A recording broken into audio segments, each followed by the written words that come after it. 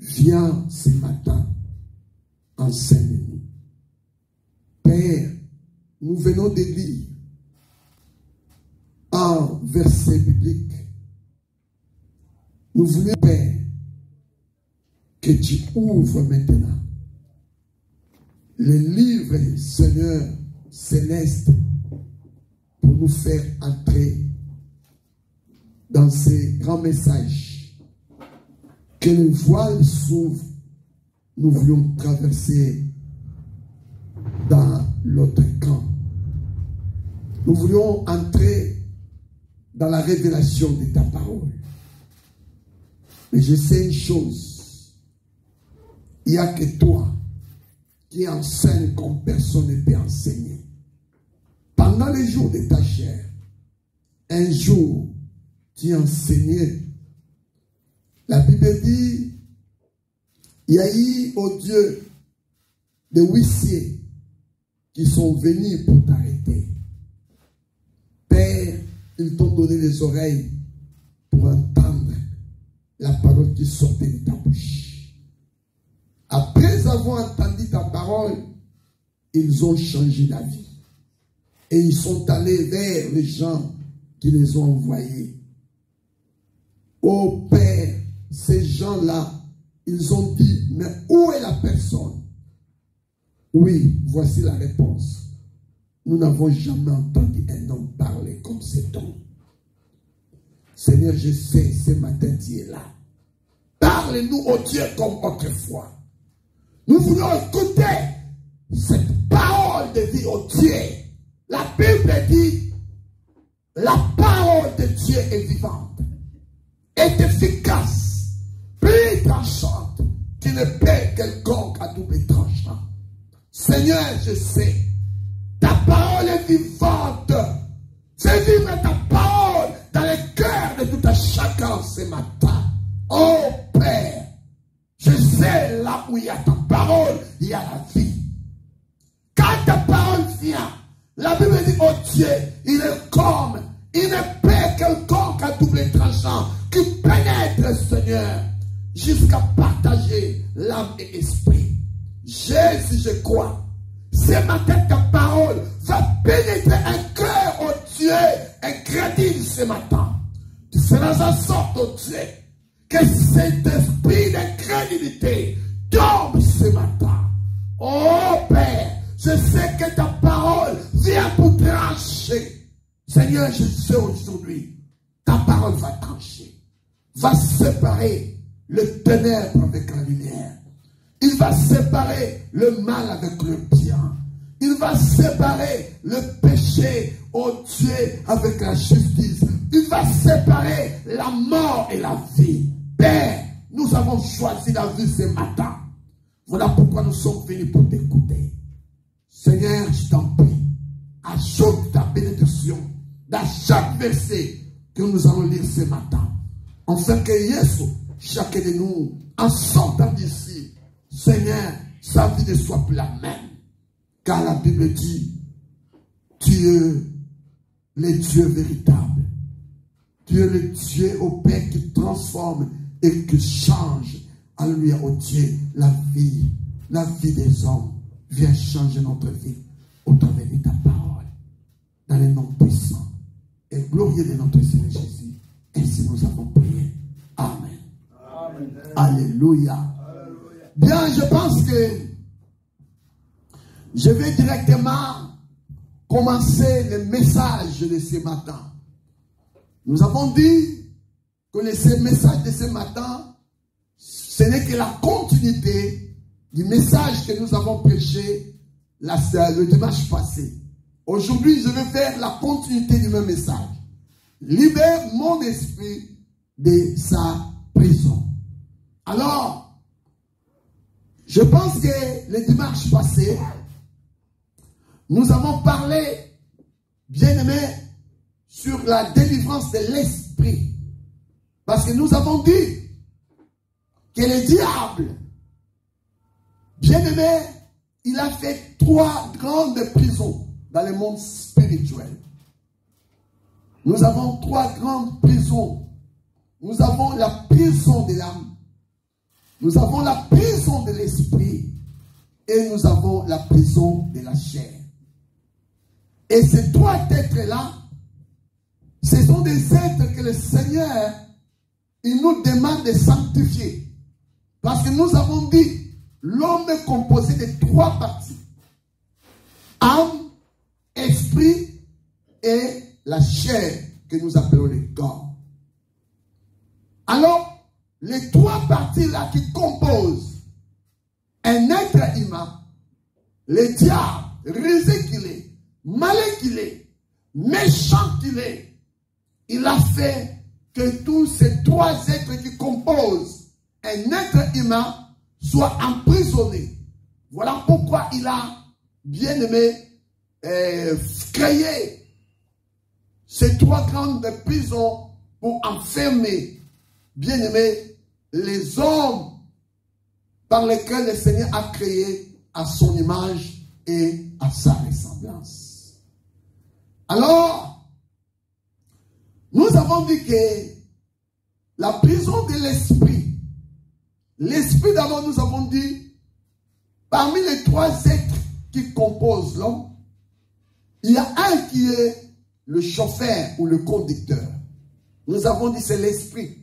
C'est l'esprit qui conduit l'homme. L'homme est dirigé par l'esprit. Or, nous avons dit, bien aimé, dans l'esprit, il y a des grandes choses.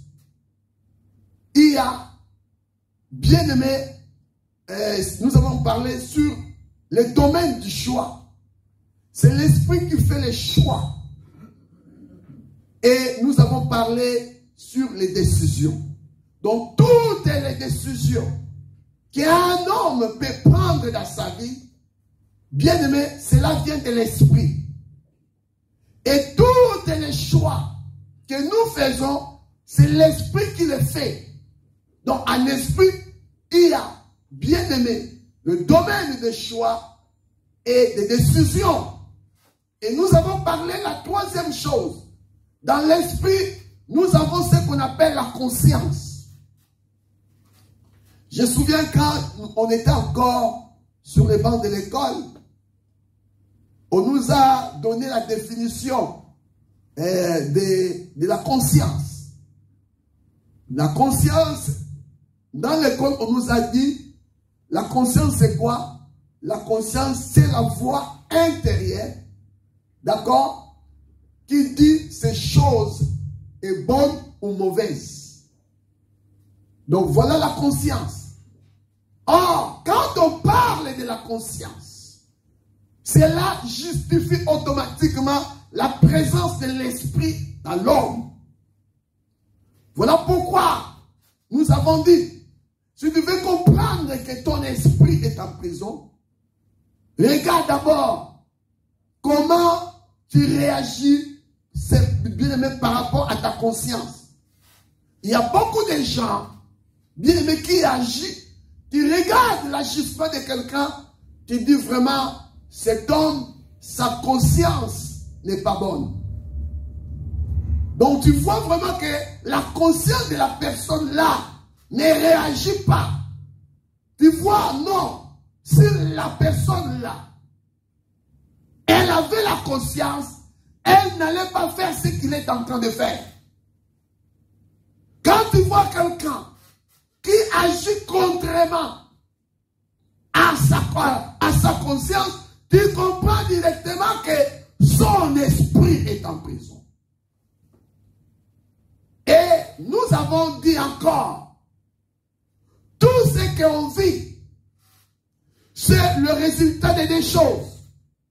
C'est le résultat de ton choix ou de ta décision. Tout ce que l'homme vit, donc ça tourne tout autour de ces deux choses-là. C'est la conséquence de la décision et de ton choix. Or, nous avons dit, les choix et les décisions, cela, bien aimé, dépend de l'esprit. Parce que c'est l'esprit qui est le maître. C'est lui qui prend la décision et c'est lui qui fait les choix. Voilà pourquoi nous avons dit, bien aimé, Pourquoi le diable, il a cherché à faire cette prison de l'esprit?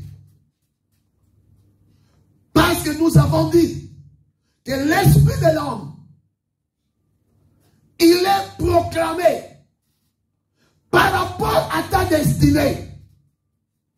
Quand tu viens dans ce monde, le Seigneur, ton Créateur, il va écrire, bien-aimé, ce que nous appelons le destin ou la destinée. Donc, quand nous parlons de la destinée, on voit le parcours de la vie d'une personne. Donc, le parcours de ta vie. Donc, quand tu viens dans ce monde, le parcours de ta vie est déjà écrit par Dieu. Et qu'est-ce que Dieu fait? Quand il écrit le parcours de ta vie, il va maintenant proclamer ton esprit pour réaliser tout ce qu'il a écrit pour toi. Donc l'esprit, il est comme un guide que le Seigneur a placé sur nous pour nous conduire, bien aimé, vers des choses que le Seigneur a écrites pour toi. Alors, voilà pourquoi nous avons dit, le diable, comme il est méchant, parce qu'il sait, le Seigneur a écrit le parcours de notre vie. Il n'a pas écrit, bien aimé, un parcours avec le malheur. C'est ainsi, nous avons pris ce texte de Jérémie chapitre 29, le verset 11. Là où la Bible dit, car je connais les projets que j'ai formés sur vous, dit l'Éternel. Projet de paix et non de malheur. Enfin, de vous donner un avenir et de l'espérance. Nous avons dit, chaque personne qui vient dans le monde, le Seigneur, il écrit ton parcours. Mais dans ton parcours, le Seigneur n'a pas écrit le malheur.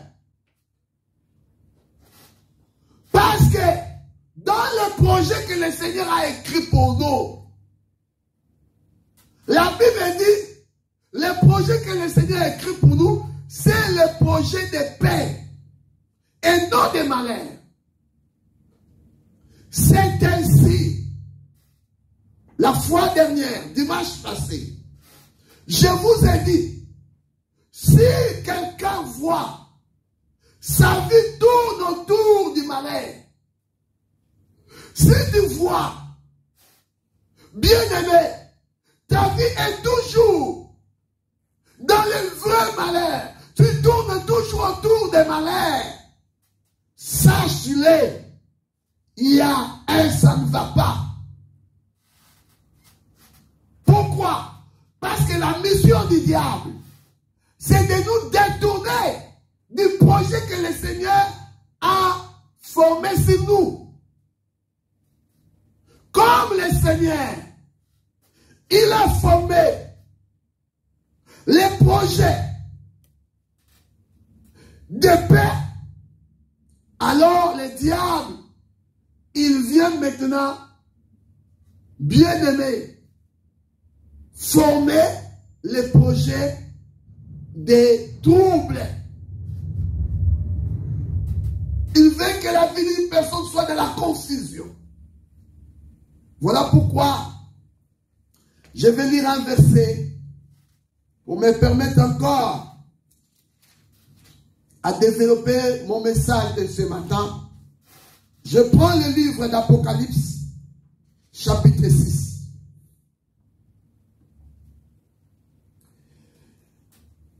Apocalypse, chapitre 6, le verset 4. Je lis au nom du Seigneur Jésus-Christ. Je lis au nom du Seigneur Jésus-Christ. Amen. Et il sortit un autre cheval roux. Celui qui le montait reçut le pouvoir d'enlever la paix de la terre, afin que les hommes s'égorgeassent les uns les autres, et une grande épée lui fut donnée. Parole du Seigneur. Amen. Ici, on nous parle bien-aimé, du deuxième sceau, l'ouverture du deuxième sceau, on voit les cavaliers au cheval rouge ou roux. La Bible parle de ces cavaliers qui est monté sur un cheval roux. La Bible dit qu'il a reçu le pouvoir d'enlever la paix de la terre. Vous savez pourquoi? Ces cavaliers, ils viennent pour enlever la paix de la terre.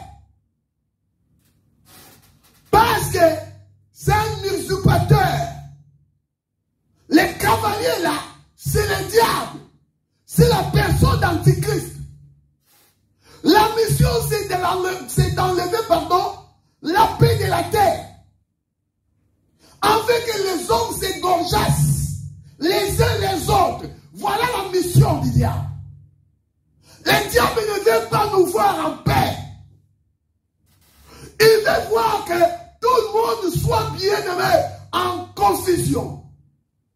Il veut que le malheur règne sur nos vies, sur nos foyers et sur nos familles.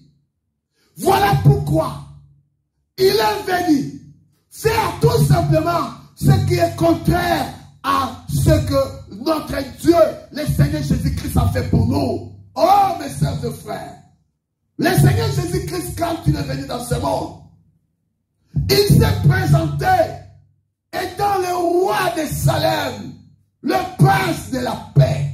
Amen. Voilà pourquoi le diable, lui, il vient pour faire ce qui est contraire à notre Dieu.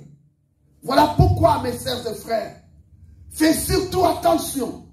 Quand tu vois quelqu'un qui est à côté de toi, qui aime toujours faire des choses contrairement à ce que tu fais, sache que la personne là, il a des mauvaises intentions envers toi. Quand toi tu dis A, lui il vient dire B. Quand toi tu dis Z, lui il vient dire A. Quand tu vois une telle personne à côté de toi, fais attention. Amen. Voilà le diable, voilà l'esprit de l'Antichrist. Il vient tout simplement s'opposer à ce que Dieu fait. Dieu a fait, il a préparé pour nous les projets de paix. Mais pour les projets de paix s'accomplir dans notre vie, le Seigneur a proclamé l'esprit à nous. Donc quand tu viens dans ce monde, ton esprit a été déjà proclamé pour pouvoir accomplir les projets que le Seigneur a formés sur toi. Voilà pourquoi nous parlons du dessein. Et maintenant l'esprit, il va suivre rien que la voie que le Seigneur a écrit pour toi. Là où, bien aimé, ça va s'accomplir le projet de paix et non de malheur. C'est ainsi le diable. Pour nous faire détourner de ce projet-là, il vient maintenant faire quoi? De capturer ou de captiver ton esprit. Parce qu'il sait, s'il arrive à captiver ton esprit, c'est fini, tu as perdu le chemin. Quand il vient, il te détourne de la voie que le Seigneur a tracée sur toi. C'est fini. Il sait déjà, mes sœurs et frères, tu ne vivras jamais ce projet de la paix que le Seigneur a formé sur toi. Oh, ce matin, je veux que quelqu'un parmi nous, bien-aimé, de vivre ce projet de paix que le Seigneur a formé sur toi. Amen. Je veux que chacun de nous vive ce projet. Mes sœurs et frères, écoute-moi. Quand nous parlons de ce projet que le Seigneur a formé sur nous, ce projet de paix, bien-aimé, laisse-moi vous dire, cela ne consiste pas seulement à être riche pour être en paix. Regarde, des pays que nous disons ce sont des pays riches. Mais quand tu regardes aussi dans des pays-là, que nous croyons être des pays riches, mais il n'y a pas la paix. Il y a toujours des désordres, il y a toujours des troubles. Quand on regarde tout autour de nous, des gens que nous considérons qu'ils ont l'argent, Bien-aimé, tu verras quelqu'un qui a beaucoup d'argent, mais il n'a pas la paix. Ce n'est pas l'argent, bien-aimé, qui donne la paix dans la vie d'une personne. Amen. Mais la paix véritable vient du Seigneur Jésus. Attends contre nous, pour nous prendre dans son piège, pour captiver notre esprit. Nous avons parlé, premier piège que le diable tend, c'est la distraction. C'est ainsi nous avons parlé de l'histoire des mages. Des mages qui ont vu l'étoile du Fils de Dieu. Ils ont vu l'étoile du roi d'Israël. Et ils ont commencé à suivre cette étoile. Parce qu'ils ont désiré d'y aller vers là où se trouvait le roi d'Israël pour l'adorer. Voilà leur objectif. Voilà leur but. C'est d'y aller vers le roi d'Israël pour l'adorer. Mais la Bible nous dit, en cours de route, ils ont perdu de vue l'étoile qui les conduisait. Et ils se sont retrouvés dans la main d'Hérode. Nous avons dit, Hérode, il représente le diable. Quand on perd de vue l'étoile qui nous dirige, tu vas te retrouver dans la main du diable. Alors pour qu'on perde de vie l'étoile qui nous dirige, bien aimé, le diable, qu'est-ce qu'il a mis en place? Il a mis la distraction. Beaucoup de gens, ils sont pris en piège. Ils sont pris, du filet du diable. Parce que, bien aimé, leur vie est dans totale distraction. Quand tu vis dans une vie, tu amènes une vie de distraction. Mes sœurs et frères, tu vas perdre les choses nécessaires. Or, nous avons dit quoi? L'esprit, notre esprit. Bien aimé, c'est du trésor que le Seigneur a mis à nous. Et nous avons dit que notre esprit est là pour nous diriger par rapport à cette vie terrestre. Car c'est lui qui est le guide que le Seigneur a mis sur nous. Alors, qu'est-ce que le diable fait? Il vient mettre la distraction devant nous. Et quand il tombe dans la distraction, c'est alors le diable. Il va prendre maintenant cette occasion pour captiver ton esprit. Bien-aimé, quand je parle de la distraction là consiste à ta façon de vivre, à ta façon de se comporter. Beaucoup de gens aujourd'hui, leur esprit est captif aujourd'hui parce que ils n'ont pas fait l'attention de leur comportement.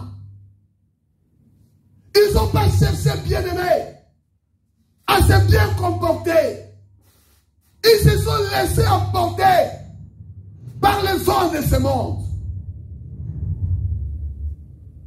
Ils se sont laissés emporter par les vents de ce monde. Quelqu'un qui court derrière, bien aimé, dans toutes choses. Tu ne veux pas entendre de dire quelque chose. Excusez-moi. Tu ne veux pas qu'on te dise. Par exemple, là, il y a les gens qui sont en train de danser. Toi, tu cours. Là, les gens ils sont en train de boire. Toi, tu cours. Là, les gens. Donc, toi, tu cours toujours derrière toutes choses. Tu es influencé, bien aimé, dans toutes choses. Quand tu vis, quand tu es emporté par, bien aimé, l'influence de ce monde, c'est par là que le diable, il va captiver ton esprit. Et quand ton esprit est captivé, c'est fini. Je vous ai dit, l'esprit nous sert comme des cieux.